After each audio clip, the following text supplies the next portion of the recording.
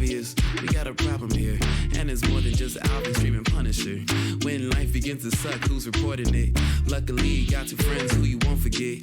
Coming live, Alvin and Fran on survival. Laughing non-stop, case drops on a cycle. Louder than intrusive thoughts off an iPhone. How they make the world seem bright with the lights off? AFs, it might as well stay up. Lies being told like that dinosaur BS. Magnifying glass to the ground if they don't see us. Having the time, roasting your favorite pizza. Bougie ain't an option, it's the wage. Take it to the grave, add moving to the place.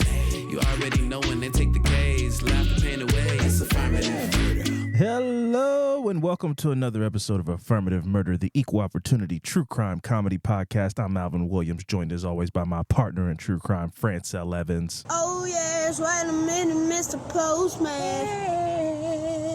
Yeah, man, I'm the mailman. Can't you tell, man? Gonna post on. What up? Fran, it seems like we're going to give the same speech a couple of times on different platforms. We recorded a mini-sode earlier in the week, but this is our first time recording an actual episode, technically, because we did record an episode to put out after we got back from Portland, which we will get into in just a second. We did record an episode. Technical difficulties, the whole thing collapsed, never to be seen again, never will be heard from by anybody outside of the walls of Fran's home and my home.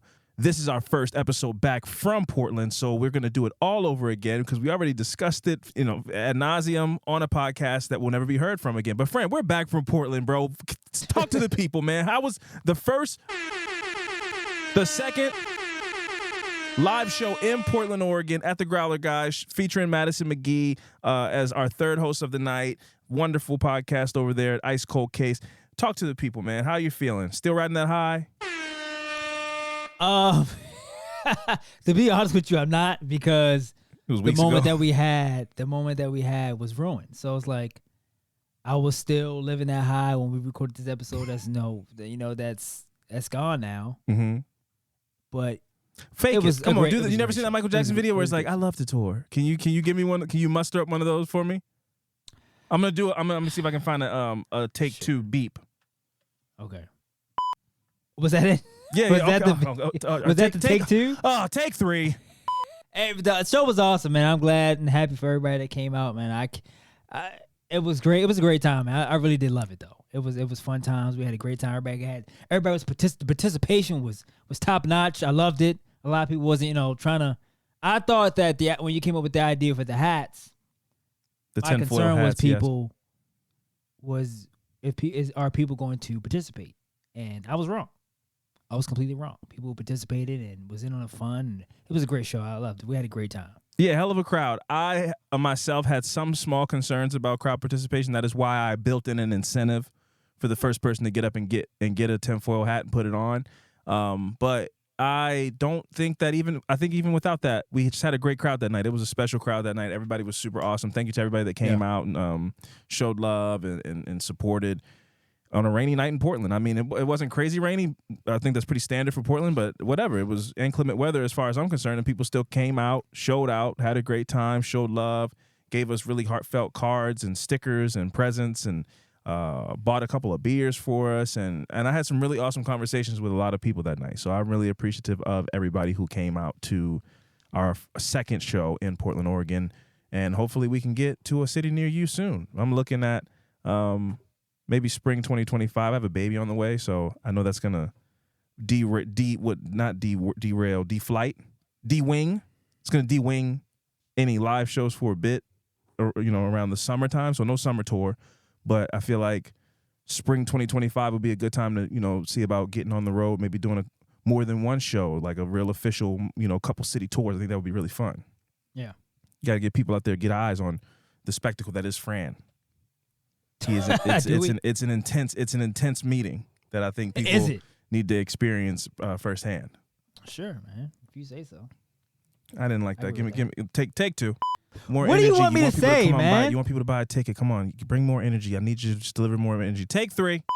I can't wait till we hit tour, man. That's gonna be special to do an actual tour. To we in this Thursday, we in this city. I think that's gonna be great. I fully agree, and I'm really excited for that. Another thing I'm excited for, it's May. In a couple of weeks, we're going to be in Where are we going to be? Nashville, Tennessee for Shit, CrimeCon. y'all got CrimeCon, Yeah, yeah. that's right around the corner as well. Yeah. Super excited. Can't wait to see people come to the booth, show some love. Come to the booth. We're going to be doing the podcast live from the booth once again. So if you have any tales from the hood Sure.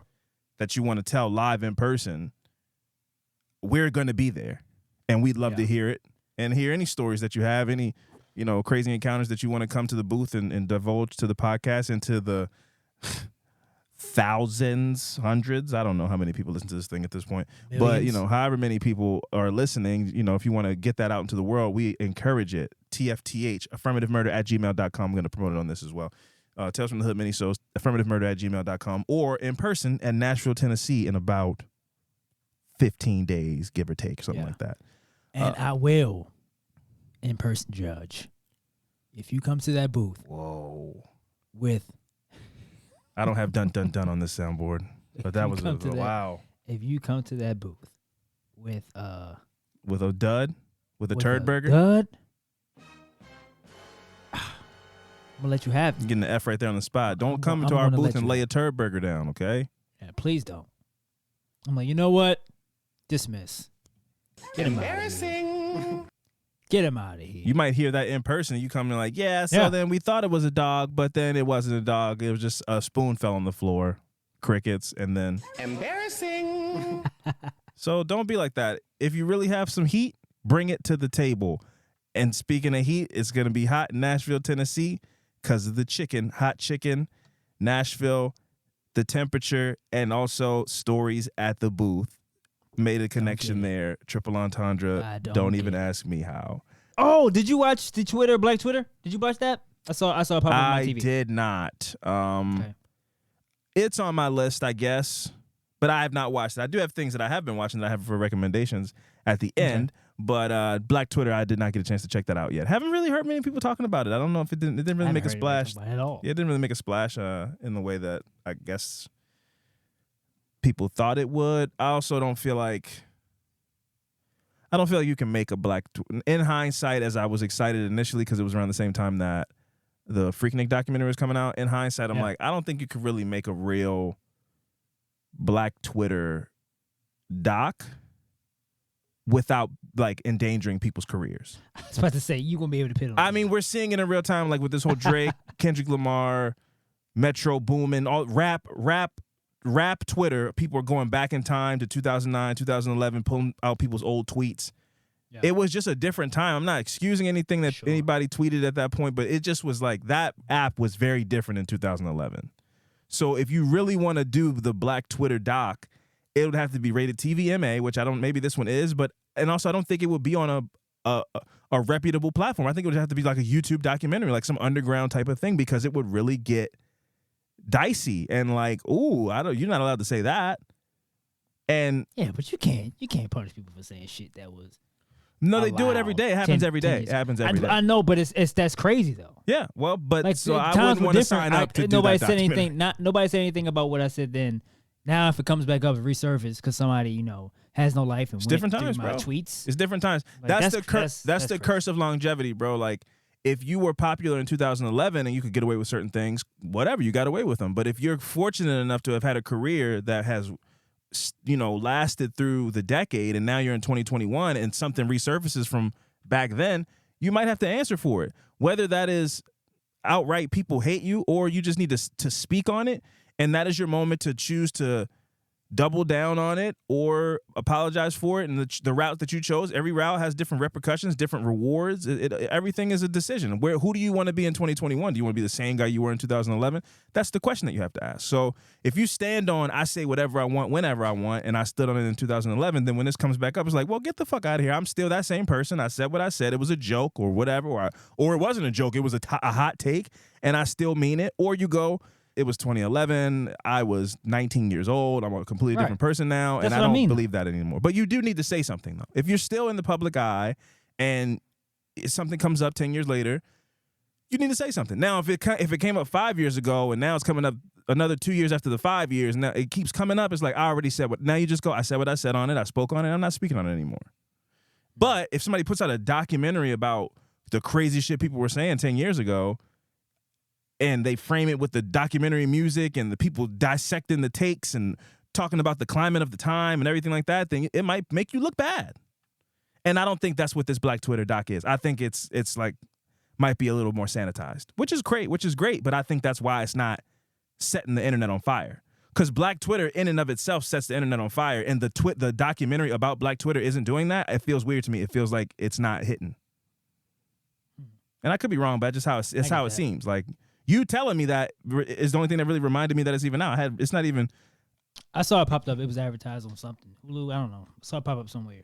Yeah, but shout out. You brought it up a while ago. Shout out to Black Twitter though, man. Like, it is a movement and a force, and whether it gets a documentary that can really explain that or not, the power's still there and is always going to be there. So it's one of my favorite rabbit holes of the internet.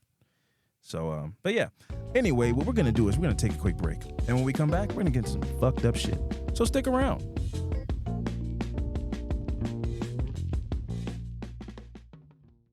All right, and we are back. Fran, this week, our first episode back from Portland, Oregon.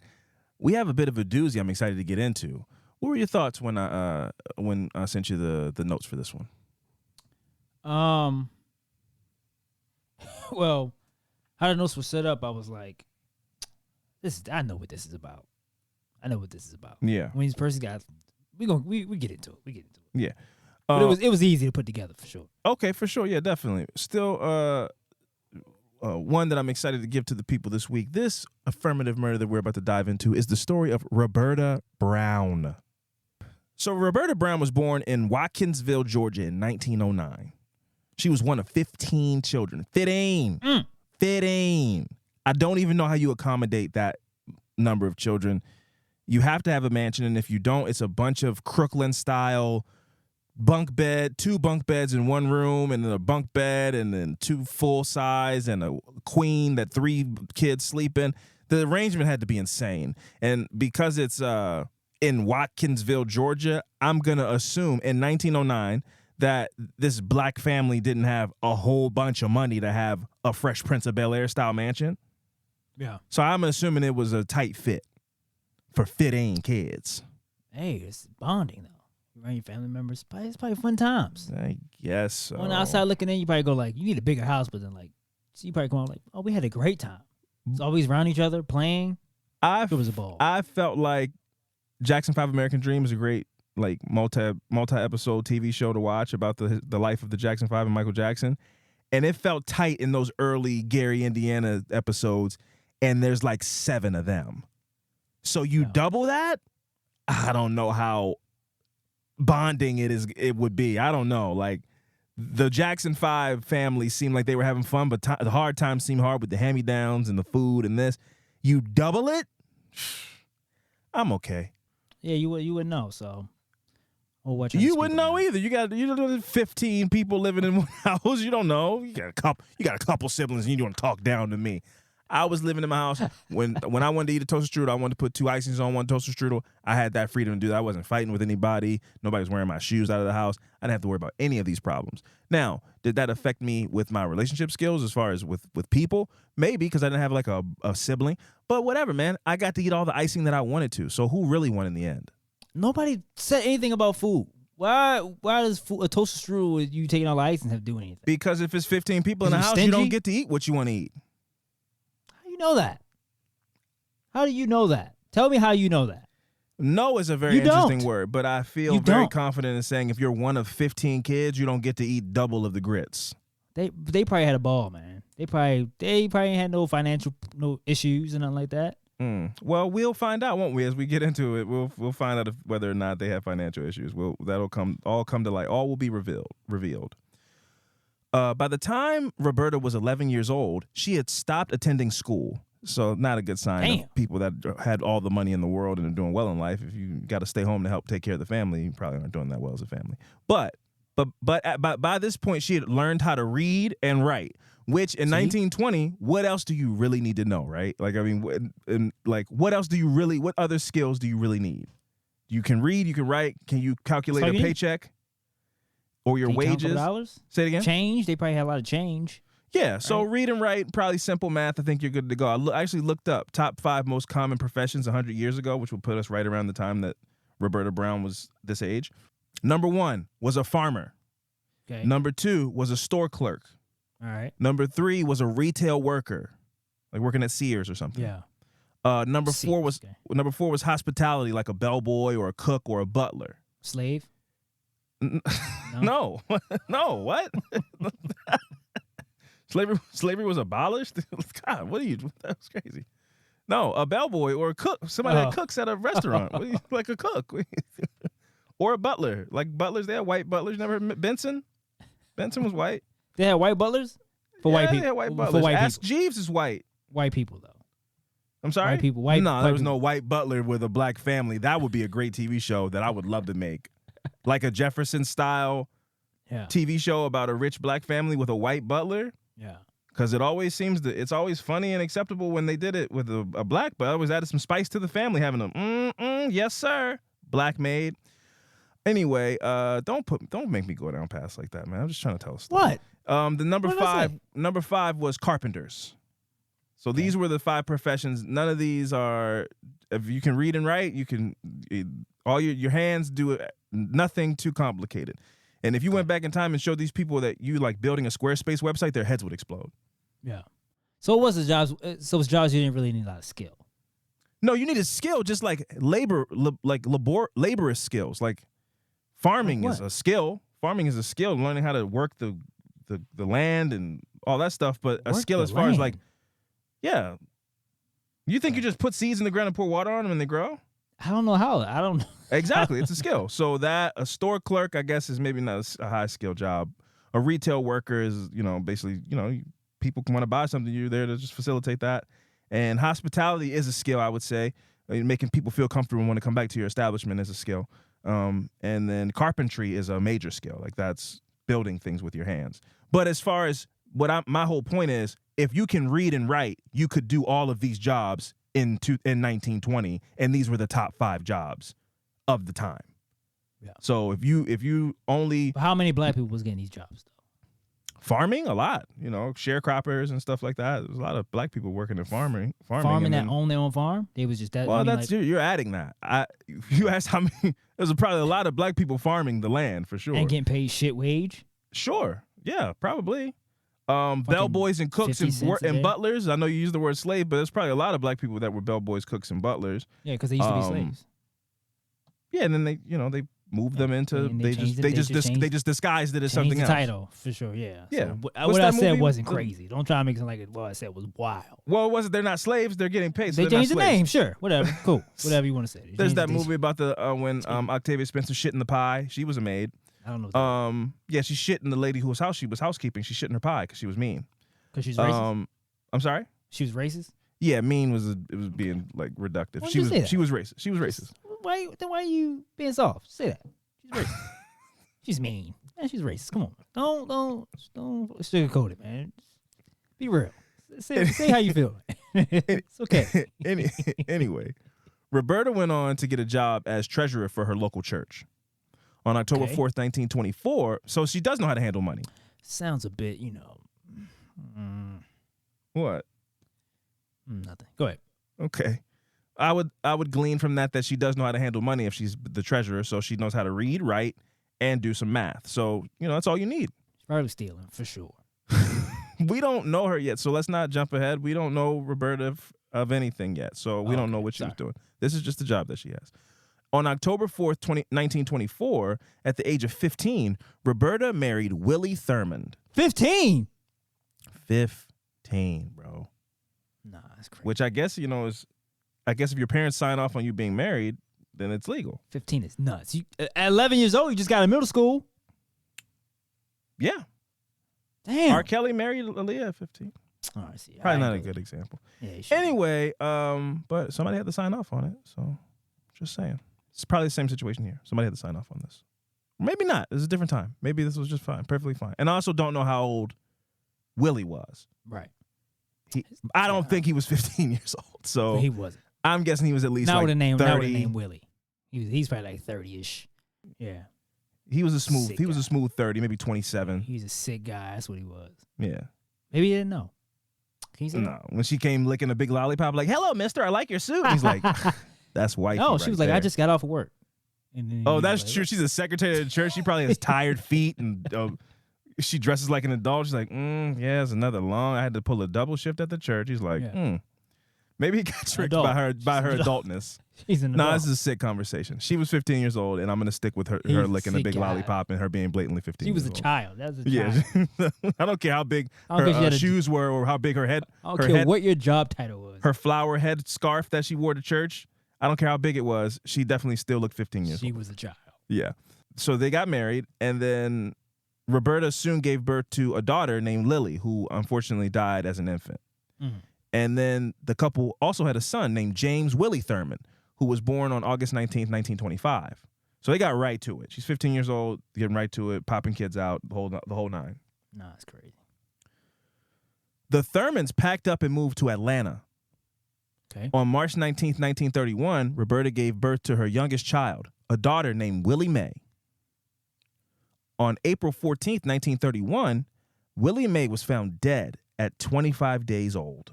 Mm. After Willie Mae's death, Willie and Roberta divorced. Roberta retained custody of James. That's crazy, man. I had to look up that name May because I'm like, you hear it a lot in that time, like 20s. 30s. Ida Mae. It's like, May, yeah. I'm like, so it says that it was seen as a name that was very sophisticated and it had like, often chosen for its simplicity and elegance. Yeah, And it's like pink Himalayan sea salt. It's a good sprinkle. Adding a May on something. Shirley May, Willa May. Yeah. What And else? obviously, over the decades, it died out. Well, more now modern- just more I think modern it's just I think it's just only associated with like hickness. Like it's very like country bumpkin. Nobody's like, oh, you're very regal. Bertha May. Nobody would go, oh, I bet she's a princess or something. No, she's probably a hillbilly. They go, yeah, she works at the Piggly Wiggly. And her The feet, the Piggly bottom of her feet are definitely black. They're just dirty, so dirty that they're black. That's not nice. That's what May brings to my mind. Shout out to anybody whose middle name is May that's listening to this podcast. I don't mean to put you in a box, but that's just what comes to mind. Hillbilly, city, and Bumpkin Lane. Hate mail coming your way. That's fine. From the Maze, I think I'll live. Maze. I think I'll Maze. I think I'll live. I think I'll live. So Roberta married John Woodward after divorcing Willie Thurman. John worked as a laborer, like a day laborer, doing handyman stuff and fixing roofs and all those things. Fixing what? Roofs. Roofs? Roofs. Yeah, roofs. What's that? A roof? A roof? Yeah. That's not what you said. A plural of roof is roofs. Roofs? Spell it. I could be wrong. Rooves.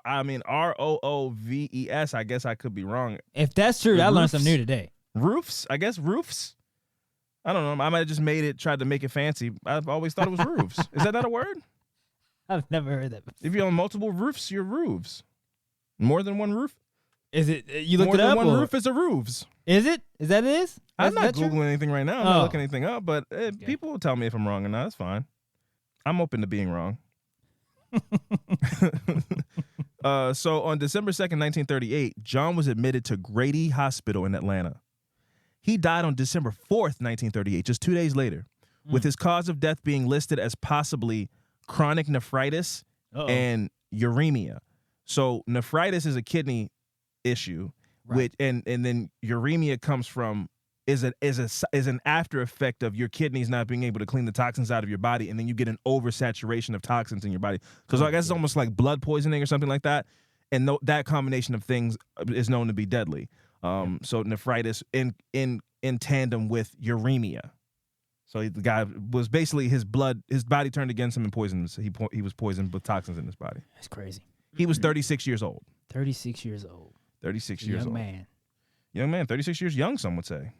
4 months after the death of John Woodward, on April 10th, 1939, Roberta's son, James Thurman, was treated by a physician. Why can't I say this word? Physician. I know the word, I just couldn't say it right. I was saying it like I was from Jamaica or something. A physician. He was treated by a physician. Oh my God. Why is it coming out of my mouth weird? By a physician. Am I sounding crazy when I say it? A physician. A physician? This is really messing me up. I think I'm saying it right. I know what it is, and I know it's a word, and I don't know what's happening. Anyway, he was treated by a physician. A physician. Oh my God. A physician. A physician. You put a lot of emphasis on the. Yeah, right. It's like somebody being like, "We're gonna go down to the farmer's market." Like you put it like. Why are you being? What is up with the Jamaican accent? My stepdad was West Indian, so it's making me feel like that. It's giving West Indian vibes. He did not sound West Indian. Guyana. He did not sound West Indian. He did. He'd be like, go to the barber shop. The barber shop. I know he did it. The barber shop. He would put it on the back end. He put the emphasis on the back end. But anyway, he would go.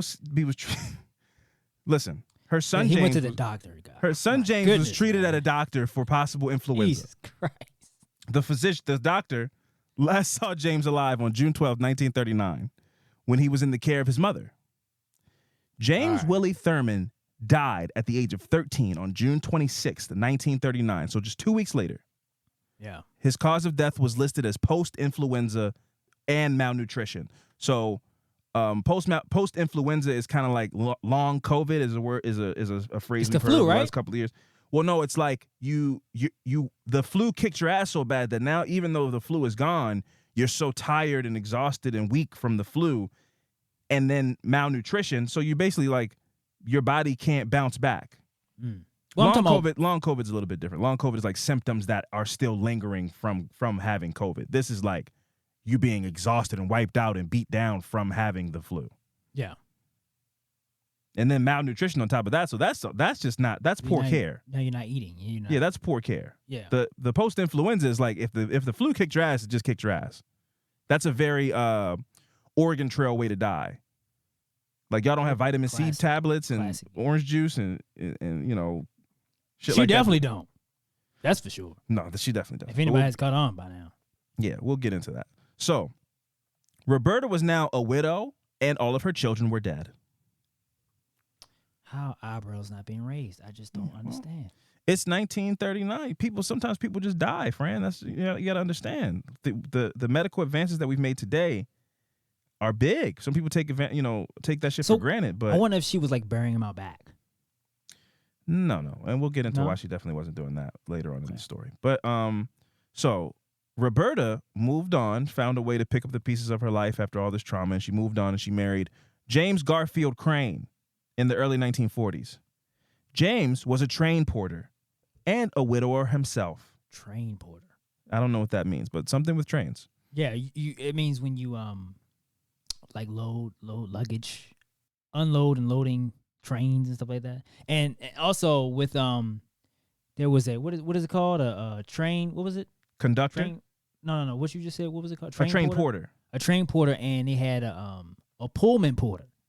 And a Pullman porter was kind of like the they would attend to the white people on the plane. I mean, on the train and the dining and shit like that. And that was kind of the opening to like black middle class. Oh, where it was like, this job pays pretty well for like it's a nice job. You're doing all right for yourself as a train porter. Yeah, man. Well, what about Travis Porters? Yeah, hey. You know what I mean, Fran? That takes you back, right? Yeah, man. Anyway, so Roberta married a guy named James Garfield Crane, right? He was a widower himself, and he also had 4 of his 5 children in his care himself.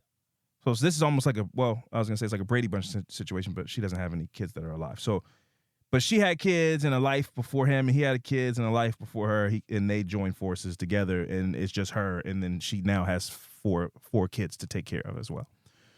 On October 3rd, 1941, James Crane's daughter, Nada Bell Crane, gave birth to a son named Jimmy Lee Crane Hunter. Mm-hmm.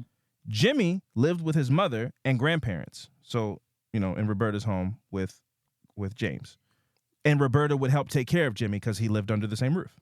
He mysteriously became ill and was last treated by a doctor. That is, bro, I know this word. I don't know what's happening. I might be having a stroke or something. I don't know what's happening. But he was treated by a doctor on December 7th, 1943. He was sick. He was having a rough time. He was treated by a doctor on December 7th, 1943. On December 10th, 1943, Jimmy died at the age of 2 years old. His cause of death was listed as bronchial pneumonia and general weakness. So he was weird symptoms, ill symptoms on December 7th. 3 days later, he's dead.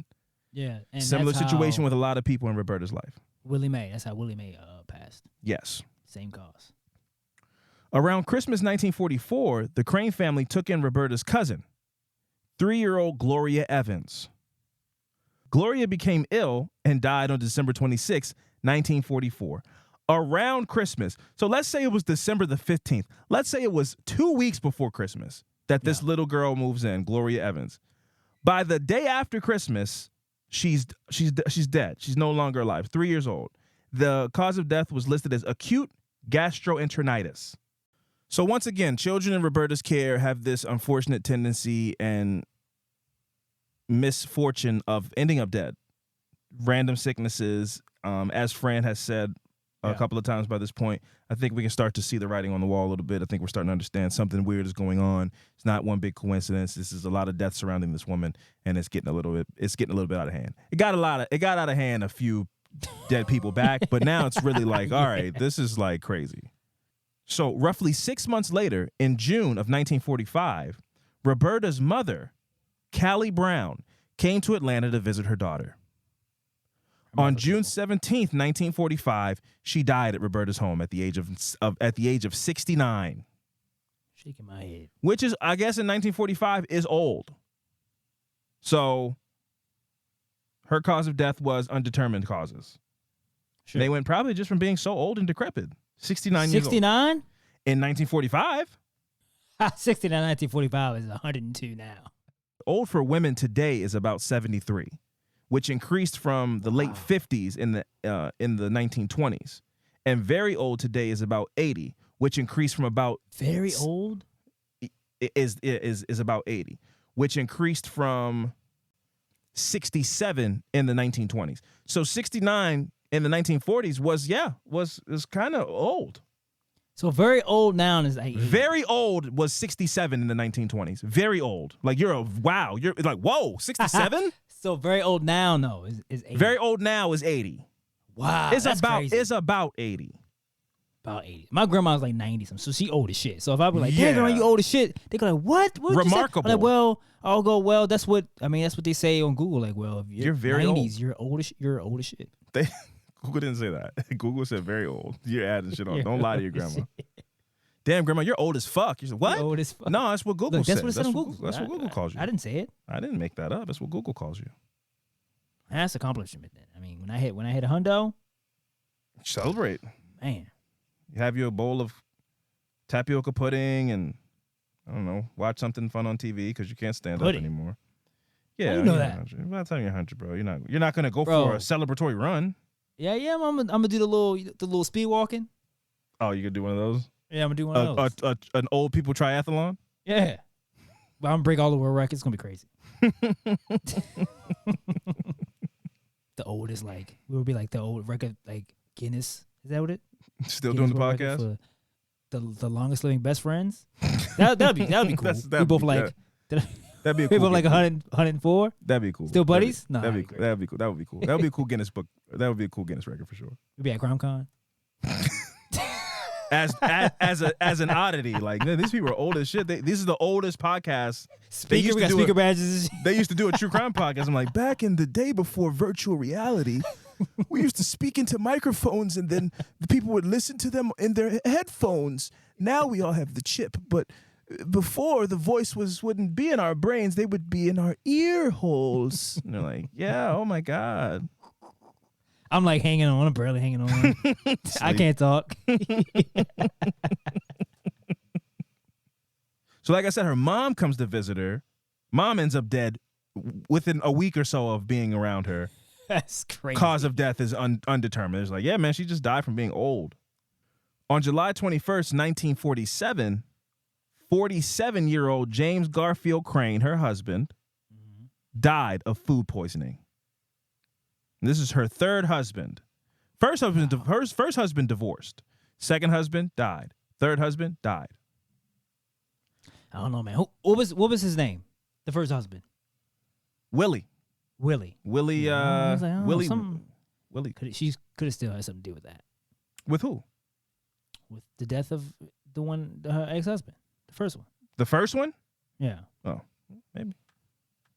Co-parenting. She could have slipped something in, drank or something. Possibly. I wouldn't put it past. I don't know if co-parenting was a thing in 1940. I feel like once you divorce your family, you're like, well, I'm moving to Chicago, and I guess I just started a new life over again. I don't know. That's sick. Yeah, I'm moving to Oakland, and you become a train porter, you just leave. Yeah, that's the image that's in my mind. Like a divorce in 1940 is like they walk you to the train station, you kiss your kids, and you're like, well, listen to your mom. And then you get on the train and you move to like and remarry. It's Nashua, North Dakota. I don't know. You just move. Crazy. So on July 21st, 1947, her husband, her third husband, died of food poisoning. And so Roberta then moved out and lived on her own and began taking in boarders into her home. So like renting out a room or a space in her home to for some extra money. One of these boarders was an elderly woman named Nora Harris. Nora was also a widow and an ex-slave. She was a child when the Civil War ended and was freed from slavery. That's just such a crazy thing to be able to have a conversation with somebody about. It's so crazy that, I don't think anybody's really left that could say their grandmother was a slave and they were raised by them. Yeah. It's so, but we can't let that stuff be lost to history. But it's just crazy to be reading this story and you're about this woman who is, Roberta's like, I don't know, 40 years old, and she lets in a woman who was an elderly woman who was a slave. Yeah. Like who saw that. It's just, man. Roberta Crane befriended the family of Reverend William Elder, which involved his wife, Willie Mae, and their 5 children. So very popular name, very regal name. Willie Mae suddenly became ill, and Roberta cared for her. Suddenly, huh? Mm-hmm. Willie Mae Elder died on January 29th, 1950, at the age of 41, allegedly of influenza. Roberta comforted the Reverend, and they eventually, coincidentally, married in 1950. It was a spring wedding. William and his 5 children moved into Roberta's home, along with Nora Harris. She didn't kick her out. She moved in the 5 kids and the Reverend and let the old lady keep her boarding situation. Do we have an image of Roberta Elder, huh? Let's see. You're trying to see if she's got that ill nana. I know what you're doing. She looks evil, man. I don't know. She's got kind of a sweet, no-teeth smile. She smiles with her lips. I could be fooled by this woman. I'm going through grief. I lost my family. She's like, I got you. Let me come over and cook you a dinner tonight. Yeah. I got you. Poison dead. I fell for it. I guess that's what I'm saying. I'm guessing I would have fell for it. In a time of weakness and grief, a comforting, all lip smile might have got me. Because that's the trick. People smile like that when their teeth are fucked up. But I wouldn't have thought of any of that. I'm stricken with grief. My wife is dead. Man, you can't be. Beggars can't be choosers. Yeah, I'm not analyzing like, well, why is she smiling all lip? Maybe her teeth are messed up. Like I don't know. She made me a peach cobbler, and she's nice. I'd be dead. Crazy. Yeah, I think I'd be dead. You'll be dead. I'd eat the peach cobbler right up too. Like, thank you so much. Wow. Oh, you want me to sign these papers? I don't know. What does it say? I don't know. Life insurance? Okay. This is cook real this crazy meal. You just and what's in this nutmeg? Nutmeg is it? Is it nutmeg in this? This is great. Thank you so much. Don't make it a la mode. Oh, that's what? Oh, that is like I'm not asking any questions. I'm not asking any questions at all. You put a homemade scoop of ice cream on top of the peach cobbler? Where's the spoon? I don't need a spoon. Yeah, no, I'm not an animal. I'll eat with my hands. Barbaric ass. This guy's crazy. I don't even want to do anything. I'm out of here. I scare her away. To turn off. Smear it on my face. The cobbler. Give it an all smile, all lip smile back. Yeah. Like, this guy is demonic. This was get out. The cobbler. The cobbler. Rubbing it on my face. That's insane. So you know what? I'm going to leave. I'll leave. So on January 11th, 1951, Annie Pearl Elder, who was William's 9-year-old daughter, died of pneumonia. Her death was nearly a year after her mother's. 2 months later, on March 23rd, 1951, William's 15-year-old daughter, Fannie Mae Elder, would also die of pneumonia. On December 22nd, 1951, 93-year-old Nora Harris would die, presumably. So 93 in... Oh, in 1951. You're like, they might write newspaper articles about you. Like, how is she doing this? How is she still alive? And she's like, well, I just wake up every day. I drink a prune juice. She's one of those cases. Like, what do you eat to stay alive? I smoke 3 cigarettes a week and I only eat fruit. Yeah, 93 and 1951 is insane. They might even think they might start to think you're like a witch or something. They put you in the circus? Yeah, they're like, is she vampiric? She vampiric. Yeah, they like this. People start making weird rumors about you. You can make a ton of money though. Probably like as a sideshow. Just start the oldest woman, or just lying. Just be like, she has the touch to make you live forever. And then people just come she has the shinning. Yeah, they say some weird shit like that. Yeah. So like I said, when Nora Harris died, it was presumed that she died of old age, while under Roberta's care. But like this is now like 8 children, 2 husbands. Maybe like 10 children. So to even be like, yeah, well, I guess this lady, she was 93, so I guess she died of old age. Just write that one off. What about the kid that died 6 months ago? And what about the wife of this man that died a year ago, and then she's now with him, and he's living in her house, and her kids are dying in the house? This is insane. In August 1952, Reverend William Elder became ill after eating bananas and cheese. What? I mean, in his defense, I'd become ill if I ate bananas and cheese as well. That's a sick combination. Why are you eating bananas and cheese? It's a snack. At the same time? You eat bananas and cheese? Go ahead. You said that you got a little defensive about that. If you're nasty as fuck, go ahead and just admit it. It's open. It's a free space. What's wrong? But I don't know. I don't eat it. I'm saying, what's wrong with it though? Bananas and cheese? Yeah. You slice a square of cheese and put it on top of the banana, make a little banana cheese sandwich? Yeah. Like a Ritz cheese cracker? That's not what you like? You don't eat stuff like that? No, I don't eat stuff like that. I thought that's what you was into. No, I'm not into this. No, that's not what I'm into. Ain't that charcuterie? That's what it's called? That's not charcuterie. I guess that could be. I guess that might be on a charcuterie board somewhere in the world, I guess. You got me on that. I never have had that charcuterie board. That's the shit I'm into. Look, don't disrespect me. Ooh, bananas. Bananas cheese? Bananas. What year is the cheese? And what region is the banana from? Ooh, I'll have your finest bananas and cheese, please, on a wood board. Thank you. Got butter spread. You put on and everything. You know, like, how's the bananas tonight? Are they ripe? How ripe? Are they 2 weeks old? I like mine a little bit brown. I like mine a little brown. Yeah, I like mine. Do you have anything around the 3.5 week mark? I like it black. 3.5 weeks. I like a nice black banana. I like a nice black. There's a lot of protein in that. You get all the vitamins. You got me there. That could be on a charcuterie board, I guess. You're right. I guess bananas and cheese could be on a charcuterie board. Hey, it sounds like a solid snack to me. Especially, I think this is at work. This is at work, right? Did you get to that part? He got sick at work while eating bananas and cheese. Yeah, it's nice. That's a nice solid snack. Sitting on a steel beam 100 feet in the air, working on a construction site. Man, that's crazy. Yeah, I guess so. So this meal was prepared, or this snack, or however he did it, I don't know. It was prepared by his wife for him at home. After being examined by a doctor, William left and was placed in the care of his wife, Roberta, who treated him by giving him milk of magnesia. I guess to make him shit. That's X-Lax, right? Milk of magnesia. That's X-Lax, right? I think so. Yeah. I guess that's like that was like ginger ale back then. It's like just put some milk of magnesia on it. Drink some milk of magnesia, you'll be all right in the morning.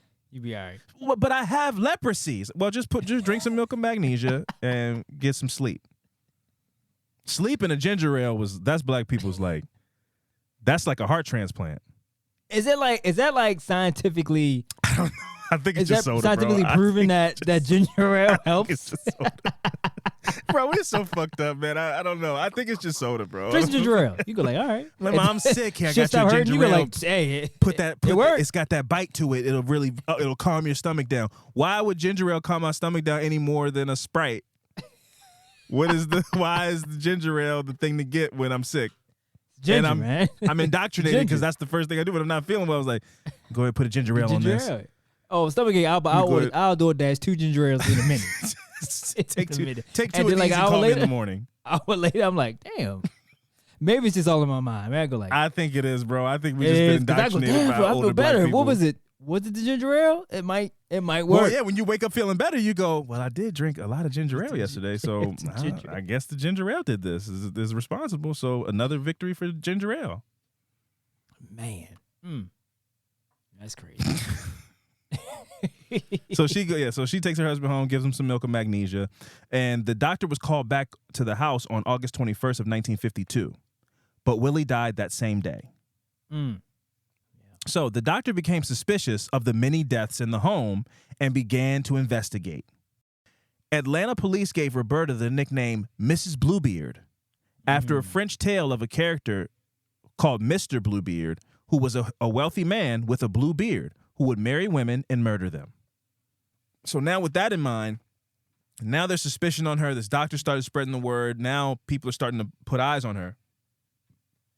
So we're gonna go back in time a little bit and highlight some of the deaths that were at the time considered to be mysterious, but now we're gonna look at them through a different microscope. So we're gonna start with Fannie Mae Elder, who died on March 15th of 1951. Her death was initially attributed to pneumonia. Fannie Mae's funeral was held on Tuesday, March 27th of 1951, so just a few days later. Fannie Mae's body was exhumed a year later on Wednesday, September 24th, 1952. This was by court order. Once there was smoke, there was a full fire. Everybody's like, we got to find out who else could have been not such an accidental death from Roberta. So they exhume Fannie Mae's body. They do a toxicology report and test on her. The toxicology test was conducted by Herman Jones, and it showed that Fannie Mae died as a result of arsenic poison. Yep. Roberta had a $550 life insurance policy on Fannie Mae. $550 then was about $6,600 today, which is still not a lot of money, but it would explain, if she kept getting these low life insurance policies, why there are like 10 people dying. Because now it's racking up. Cleaning up. Because if you got between $4,000 and $6,000 per life, and we've in the length of this story, we've just casually said like 11 people died. Yeah. So we're talking about over $50,000. I want to know if that was like a that 550, was that like a high number, or was that like a low number, but like it didn't No questions asked. by it being low, it wasn't getting any attention. That's my basically. guess. That's my guess. They're like, well, it's not that much money, so here you go. Yeah. So now we're going to move on to Annie Pearl Elder. Annie Pearl's funeral was held on Thursday, January 18th, 1951. Her death was initially attributed to pneumonia. After exhuming her body and performing an autopsy, Annie Pearl's cause of death was determined to be from arsenic poisoning. Now, keep in mind, this is a woman who just popped up in this elder life. This man was married. They had kids, whatever. Wife dies. A year later, two kids die, and then the husband dies. This was a man living his life with his family. So now we're going to move on from Annie Pearl to the Reverend himself, William Elder. A physician reported to police that he was suspicious of the cause of death of Reverend William Elder. Roberta told police that she believed that the cause of her husband's illness was that he had eaten some bananas and cheese at a construction project where he was a carpenter. No, I didn't even do that on purpose. That was one of the most popular jobs back then, where he was a carpenter. He hadn't moved up in the world that way. He was a carpenter's helper. And he had done this on the day. Hey, it's levels. It's levels. You gotta get there. You gotta put in the 10,000 hours. So he was a carpenter's helper, and he was on the construction site the day before he had became bedridden. So she just goes, I don't know, maybe he was allergic to a combination of the bananas and cheese. That's my guess is how he died. He got sick from bananas and cheese. And they're like, that's not how that works. So a private physician who treated Reverend Elder on 2 occasions before his death and also pronounced him dead, testified that Roberta had shown little concern over her husband's worsening condition and had not called him until it appeared that he was at his deathbed. The physician noted that Reverend Elder was emaciated. So this is also another situation. Her son, Willie, he died of post-influenza and malnutrition.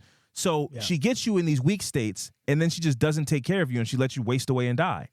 Yep. That's kind of her MO. She poisons you, makes you bedridden, and then doesn't take care of you and just lets you waste away and die. And then finally calls for help when it's like, oh, he's going to die within the hour. Roberta held a $500 life insurance policy on her husband. And by husband, I mean Reverend William Elder. It's been so many, it's hard to keep count.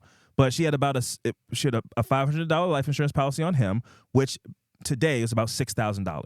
So on average, every life insurance policy that she had was for about $6,000 in today's money.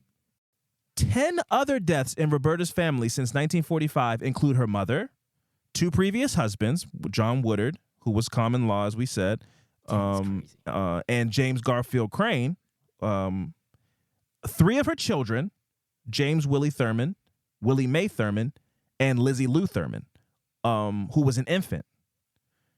Jimmy Lee Crane Hunter, who was 2 years old, and the grandson of her husband, James Garfield Crane. That's when she was being step grandma. Mrs. Willie Mae Elder, who was the first wife of Reverend Elder, who you just asked about a second ago, who died in 1950, and then not long after, she then married William and took over Willie Mae Elder's her life and her family, and then started to kill her kids. That's insane. As well as a cousin who was 3 years old, who died just the day after Christmas in 1944. Yeah. 10 other people. 10 people. Family. And I don't even know she had life insurance policies on them. Maybe they just like cross paths with them and she gets annoyed. Family. Or it's like maybe this 3-year-old, it was a burden. It's like, I agreed to take care of this kid, but this kid is always asking for food and love. What about her mom, though? Huh? Her mom, though. Hey, man, listen. My mom and her mom have a thing where my mom is like, I can only take you for about 3 days. And then I got to go. But my mom just goes home. Roberta's like, you're out of here. Yeah. Pissing me off. Hey, Mom, you want smoked meal? No, I'm sending you home, Art. Yeah. The upper room. I'm sending you home. I'm sending you home to glory. You want smoked meal? Jesus Christ. So a detective told reporters that suspicious circumstances also surrounded the deaths of Roberta Elder's mother, Callie Brown, who died in Atlanta in 1945, and one of her 2 small children by her first marriage. They were Willie Mae Thurman's kids. So like I said, 2-week-old, two-week-old daughter and another daughter, Lizzie Lou Thurman, who was 1 week old. So these all had suspicious circumstances around it, but it was too far back to really prove anything. But her track record made all deaths in question. Yeah. But what is the motive though? If it's other than the life insurance policies on the husbands. If we're gonna go other than that, there's no you can't do that on an infant. So it's like, what's the? She's sick. I think it's a combination. She's just sick, right? Life insurance policy in some cases, but I was also think in other cases like overwhelmed, burdensome. The responsibility. Because killing the old lady, once your family moves in, it's like, I don't want to be mean and kick this lady out, but now we're a few months into the situation. I still got to help take care of this old lady. I got 5 kids here. I got a husband now. This old lady's got to go. And instead of just being like, hey, you got to go, it's like, well, I'll just get rid of her. So she's crazy. Yeah, but do you think also it was like, I can't get remarried if I come with baggage, if I have children with me already? Because it may be different for a woman to take on a guy that already has 5 kids. Especially for her that has 5 kids. She may go. So I can make this too, real quick. A man may not want me if I'm already coming with baggage. Right. If I got 4 kids already. She did the reverse of the dad getting on the train. I'm just getting rid of them here. I don't got to worry about it. I can just move on. So I can start anew. I can start anew, yeah.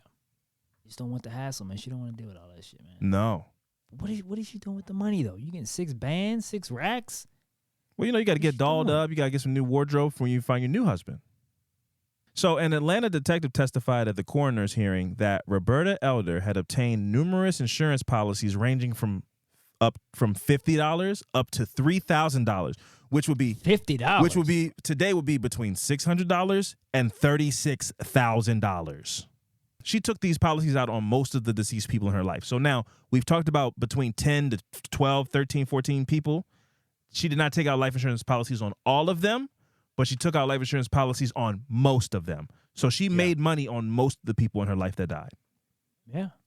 Officers pointed out that she took out 2 policies, one on Annie Pearl Elder and one on Fannie Mae Elder, in October of 1950, with 2 of the children dying in early 1951. So within a year of taking out their life insurance policy, they're dead. Not even a year. October is the end of the year, basically. And then so by February of the next year, they're dead. So she took out the life insurance policy, and within 4 or 5 months, these kids are dead. What do you mean by when you take out a policy? I mean, you filed it? Is that the same thing? Yeah, you take a policy out on the kids. What do you mean? Right. Okay. Yeah. It sounds like you're saying it sounds like to me when I hear take out, it sounds like it's saying like she's getting the money. No, you're just like Before opening up a life insurance policy. It sounds weird when it says take out. Like you're getting it. No, it's just saying I'm going to put a life insurance policy on you guys. Right. No, that's sick. Because she got the money too. Yeah. That's the other sick part. No, she's not. It's super nasty. Like, no, she's investing. Yeah, this is an investment. Like Investing I moved these kids in 4 or 5 I'm months. investing money. I can probably flip this kid. I'll probably flip this kid in about 5 months. Like that's how she's in her mind. That's crazy. Yeah. You open up this policy for 5 bands. Like, open this policy up. I got to pay double it. I got to pay like $6 a month for 5 months. That's $30, and then so I basically turned $30 into $3,000. That's a hell of a flip. She was in charge of the money at the church, so she's not.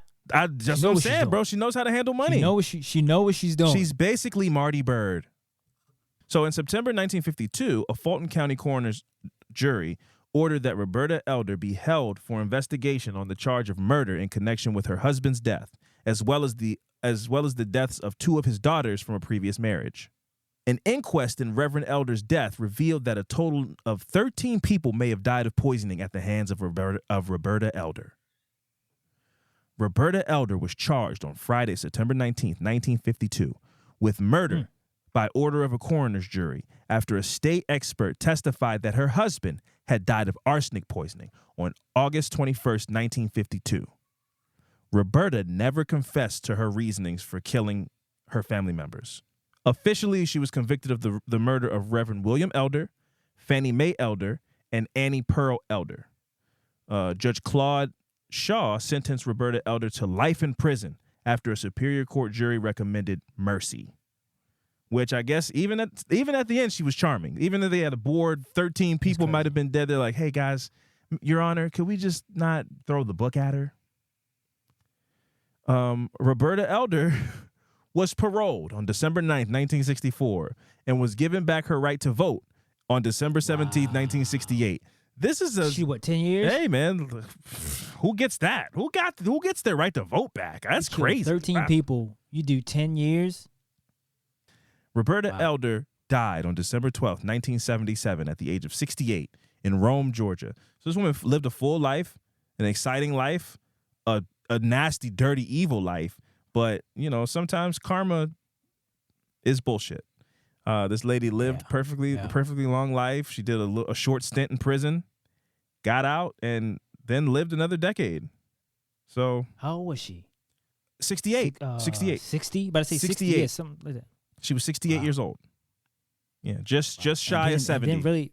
Didn't really miss nothing. You miss a decade, nothing changed much from 64 to from 51 to 64. Yeah. Sure ain't that much change. And based on her personality, she might have had a nice time in prison. Maybe had a Bible study class. Maybe she became the treasurer of that. She's like, well, we do have about 7 cigarettes to give to Sister Charletta. Her mother passed away. We want to gift her some cigarettes for her hard time. let me see. She got out in 64. She died at 77 at age 68. Yes.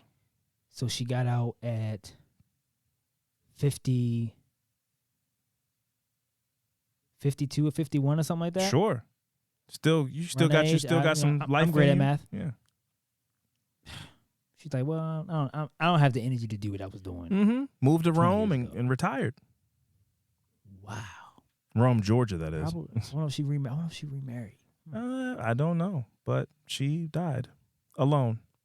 So yeah, that was the story of Roberta Brown, Roberta Thurman, Jeez, man, pick your poison.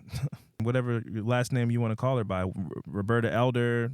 She went by many names, but only one face, a toothless grin face. But yeah, that was the story of Roberta Elder. Rest in peace to all these people who just were like really caught off guard and just didn't deserve to be poisoned. What a way to go! And didn't have a life. One of them didn't want to. So many of them, 3 years old, 2 years old, babies, 25 days old. Super sick shit she was doing. Coming into people's lives and being like a step parent and then killing the. Absolutely just nasty behavior. This is a sick person. Yeah. Killing somebody's wife and then weaseling your way in to become married to them is like crazy. That's nasty. So yeah, she was a nasty lady. But yeah, Fran, you got any recommendations before we get up out of here? No, I haven't. I had to get back in the groove of work. Sure. That takes like a couple weeks, so it's like not. You got to lock in. Doing something physical for a while like that and then kind of like getting back into it takes a lot of. So I haven't really been watching anything. Understandable. I've been watching A Man in Full. It's on Netflix. It's got Jeff Daniels from Dumb and Dumber. He was Lloyd. Yeah, Jim Carrey was Harry, right? He was Lloyd. Jeff Daniels was in A Man in Full. This show, I'm going to go ahead and nominate it for one of the best shows of the year. It's very good. It's about like a real estate mogul who is at the end of his rope. He lived a bigger life than he could afford, and now he's super in debt and trying to consolidate his debt by calling in all these favors without embarrassing himself and ruining his legacy. And it's just very tense about something. Well, you recommended this before, right? Oh yeah, on the episode that will never exist. No, you didn't. I think you did it before. No, because somebody mentioned it. Somebody mentioned it in the Facebook. It was something else. I watched this on the plane, and we didn't talk about the plane. Okay. We didn't talk about the plane until we got back, and the episode was destroyed. Oh, true. So yeah, but I did recommend it on that episode, but people will never know. I did a better job too. But anyway, yeah, it's a really good show. I really enjoy it. It's a tense version of things that I think would normally be found boring by people, much like Succession or A Big Short or any of those movies like Vice, the Dick Cheney movies that they take stuff that's kind of boring and historical and paperwork or whatever and make it exciting and tense and dramatic. And this show does a really good job of that. A Man in Full. Great casting, great directing, some storyline issues as far as the prison stuff, but I like it, but there's some holes in it. But I really enjoy the show, so I recommend that to people for sure. And a lot of good music out. Me and Fran been listening to Pale J a lot. And I just heard this song recently. I don't usually recommend music like I used to because I don't play it anymore.